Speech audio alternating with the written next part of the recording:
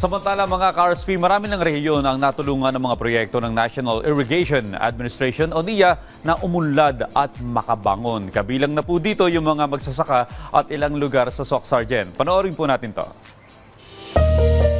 Sa rehiyon ng Soc-Sargen, isang kwento ng pagbabago ang unti-unting nabubuo. Mula sa nakaraan na puno ng hidwaan, ngayoy isang lugar ng pag-asa at kaunlaran. Dati, maraming lugar dito ang apektado ng digmaan at kahirapan. Ngunit sa tulong ng National Irrigation Administration at ng pagbabayanihan sa patubig, unti-unti nang nababago ang buhay ng mga tao. Dito sa rehiyon, pangunahing pananimay ang palay, gayon din ang mais, mangga, niyog, sugarcane, saging at tobacco.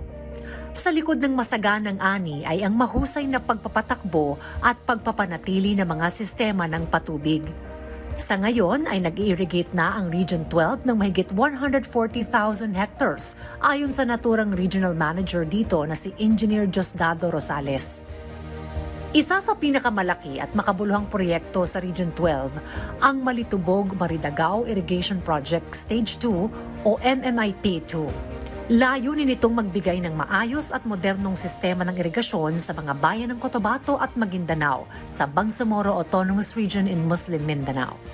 At sa aming paglalakbay sa naturang rehiyon, naobserbahan namin ang aktibong partisipasyon ng lokal na pamahalaan, National Irrigation Administration at mga dating miyembro ng MILF o Moro Islamic Liberation Front na ngayon nagsisikap bilang mga magsasaka at nagsisilbing pangunahing tagapagtaguyod ng patubig na proyekto. Ang tubig na dumadaloy sa mga kanal ng Region 12 ay simbolo ng lakas at pagkakaisa, isang patunay na sa pagbabayanihan, walang imposible.